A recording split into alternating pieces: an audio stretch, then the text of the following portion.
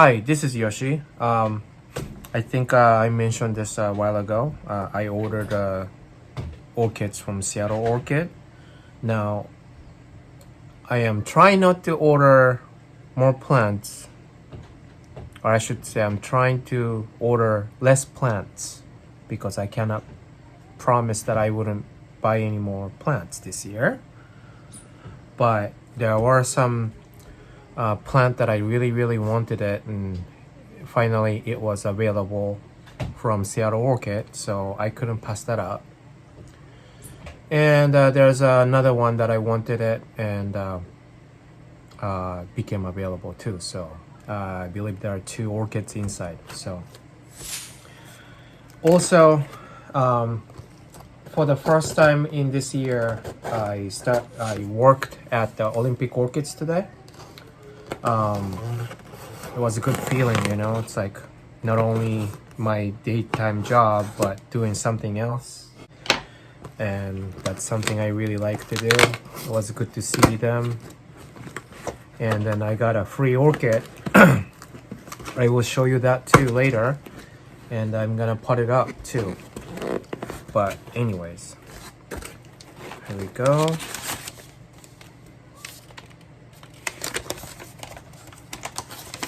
Okay. So it was actually back ordered because one of the orchid was not available until a while, and supposedly it's a big plant according to the description. So hopefully, I bought also a heat pack to just to make sure that it's protected. Not that it's that cold, but when I ordered it, it was snowing, so you know, just to make sure. No, I don't really see heat pack, but probably it's somewhere. And this is... Now let's move this box.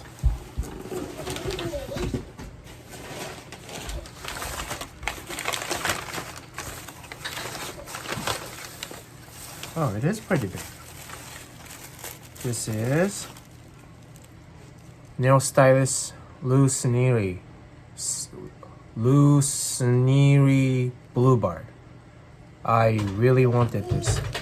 I saw this at the Seattle Orchid while they were here, and I saw the I saw the bloom, and I fell in love with it. So if you hear some destruction kind of voice and the noise, that's Talon. Oh yeah, and sorry,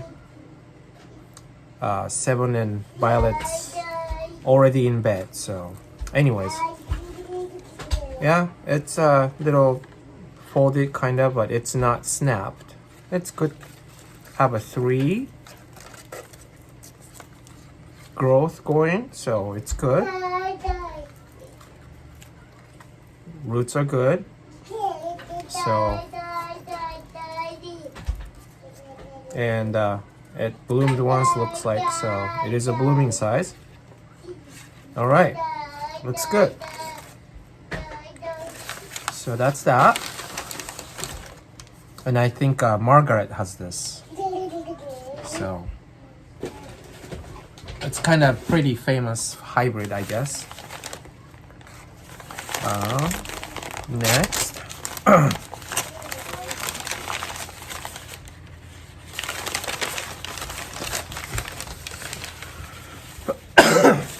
I'm still coughing. It is Brassavola nodosa.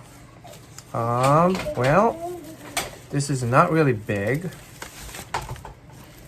I don't know if it's blooming size. It's got some okay, Talon. I don't know when he sleeps, but he is still awake. It's really late night, but well, I guess looks good. There's a new growth here. This is a new growth.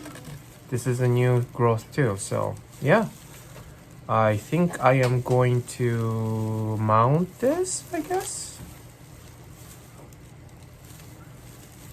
Yeah, I think I'm gonna mount this. Well, yeah, I think I'm gonna mount it. The problem is I don't know if I have cork bark for mounting, so I think it will stay in the basket for now as it is. But yeah, Nodosa, the species, I wanted this for a while, the blooming size. Now I am not sure if this is a blooming size though. Whatever. Olympic Orchid had a little bit, like maybe only 2-3 suitable seedling, and I thought about it, but I think this is a better option. It is a one plant, so I guess it is a blooming size. I don't know how big Nodosa will be as a blooming size, so yeah. So that's that. Good plants as always. And this is the dendrobium that I got from Olympic Orchids. And I believe they started working with a little bit bigger size of orchids now. So if you go to their website, I think there is a choice for bigger orchids. It is blooming size. I saw a whole bunch of same thing, and then one of them looked like about this size and bloomed. So yeah, it's got little, it's from seedling and it comes with the plug. So I'm not sure how the actual nursery grows this one. I don't know if it stays on the plug and then just let it grow or something. Maybe. Came dry, so that's why I was soaking in the water. I think it's good. But this is a dendrobium misangnin. So yeah, it's not like fragrant or anything, I don't think, but it's pretty.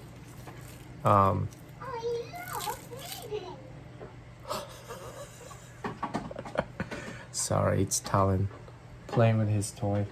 But anyways, yeah, I mean it's a free orchid, really nice. I don't have a lot of a blooming size dendrobium. This would be probably the third one besides the nobile, which I bought it from a garden center as blooming, so it's not really counting as, it's a hybrid too. But anyways, so I think I would like to pot this up and then end this video. So okay, so let's start with the dendrobium. I think I'm gonna use this. It's a little big, but I think more new roots are coming up, and I'm assuming the new growth will come out in no time, so I think this should be fine.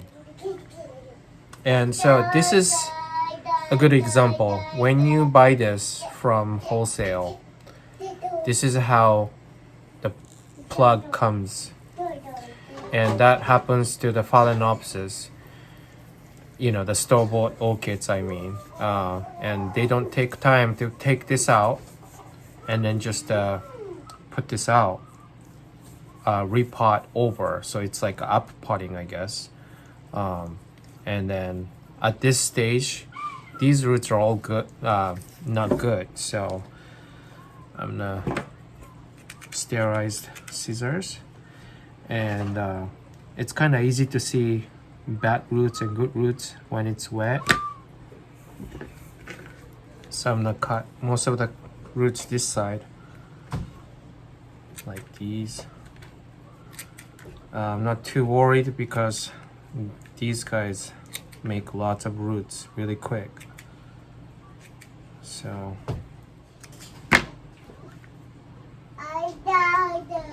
Da, da, da.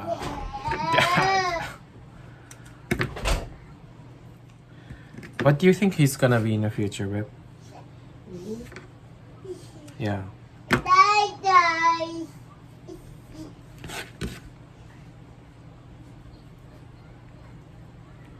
Singer?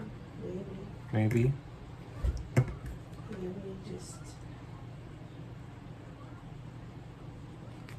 a crazy person on the street. What? What did you say? A crazy person on the street yelling at people. Crazy person.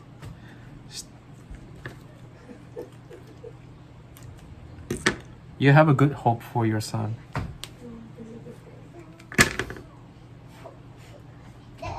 Most of them are not really good roots, but I'll just deal, I guess. It's kind of too tidy of a job to clean everything up.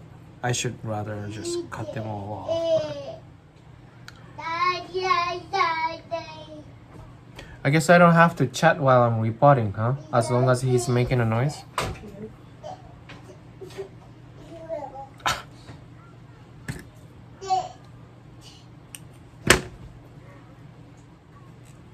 Okay, I think that's good enough. Hydrogen peroxide. I don't know if I really need this. It was super dry, but there you go. Those dendrobiums likes moisture. They like to dry out too, but not like cat lettuce. So, using the fine bark,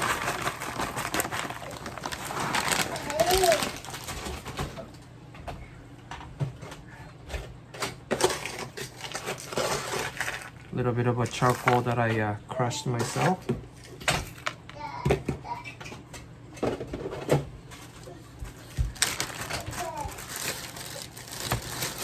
Clam shells for a little bit more calcium. I baked it and crushed it myself too.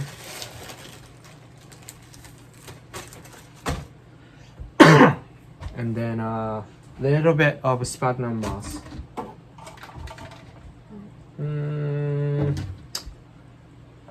Yeah, a little bit, just a little bit. I had a second thought, but just a little bit. Just like that, I think.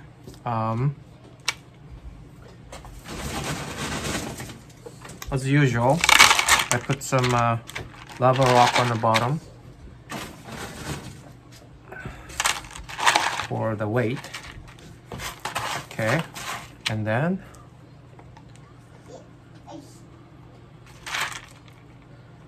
where do I want it to be? Around here, maybe? Like that, maybe? Not too much to it though, I guess, from here on. Just and I think the new growth is coming from here, this way. So I'm gonna make a space on this side. Up it a little bit.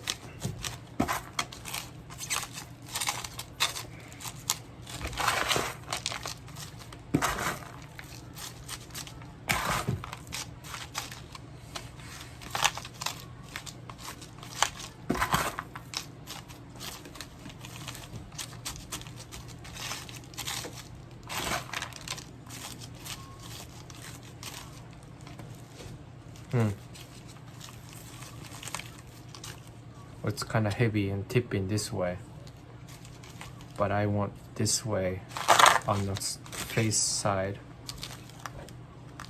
So what am I gonna do? Stake it? Yeah, I'll stake it. I'll be right back. Okay, so don't laugh, but this is a plastic hanger, and we keep breaking it, just stepping on it or whatsoever, or you know, those meant to be not lasting long time.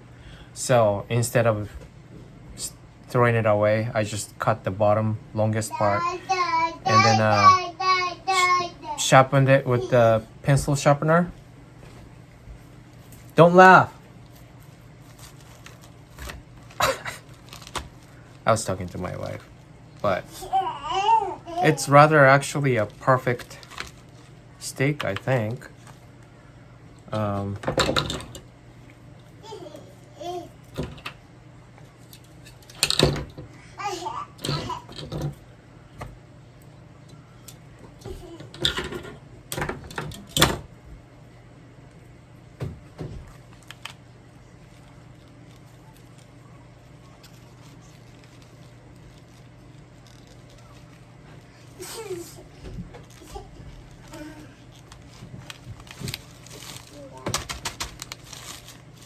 Yeah?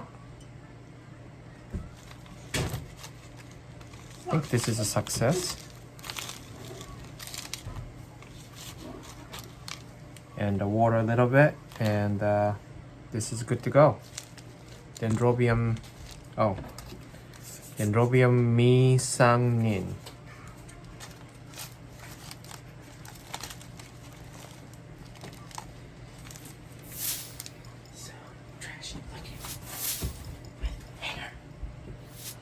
What did you say?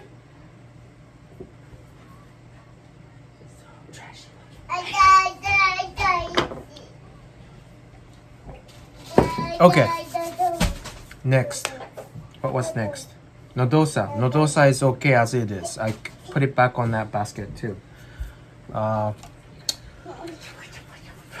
This one. I don't know what to do. Well, I should cut this off. This is no good.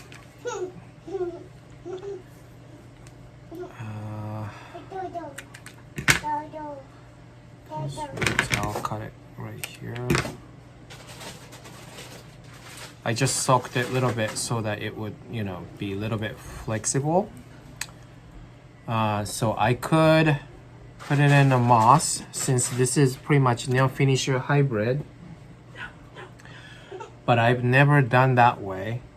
The way I did it before, or the way I usually do, is I just put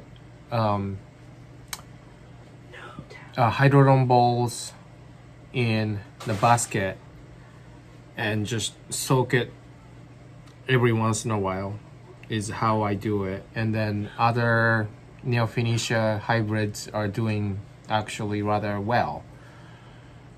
Do I want to do this with this is my question. Let's clean up a little. Those are shriveled already. It's dead roots. Oops, maybe not this one. Oh well. And yeah, it's bloomed before, so. And hopefully those curly stuff is gonna be fixed. The thing is, this is kind of wobbly. It is one plant though. Yeah. So, I think I want to use this pot. This is a Gatorade bottom, and then I solder iron. Should I do a self-watering pot? Do you think it's too much holes? I don't know. Maybe that's what I would do.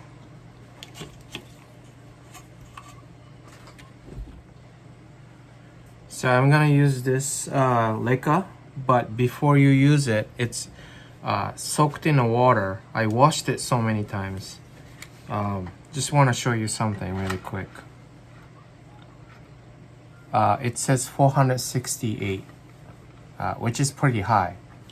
This will burn your plant. So want to make sure to wash it, soak it, wash it, soak it. I use my tap water. My tap water is 23 parts per million, which is super low, fortunately.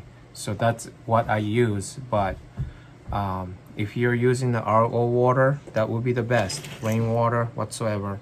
But be careful to use hydroton bowls. This is IKEA brand. I don't know if it's particularly for IKEA brand or not, but yeah, I'm gonna wash this and then use it. All right, so I changed it. I changed the water.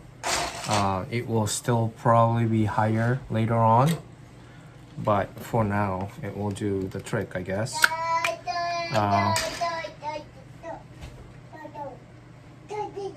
The water itself went down to 28, 30, something like that. But it will go higher when the salt goes out from the inside. So that's something you need to think about when you use liquor bowl. Anyways,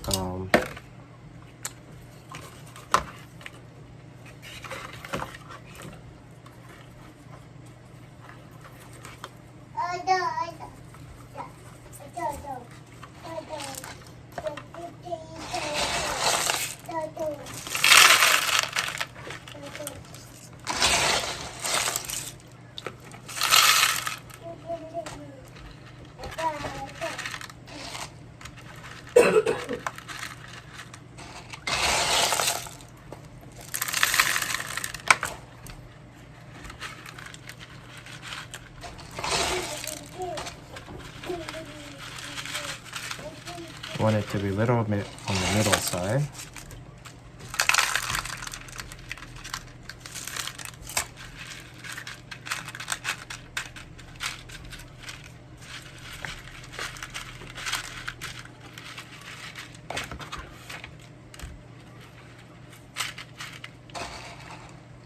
Just like that, I guess.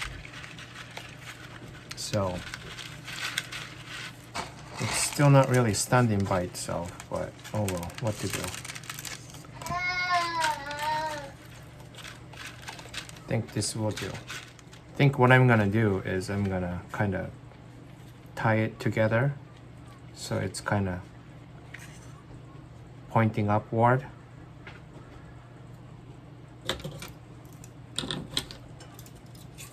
So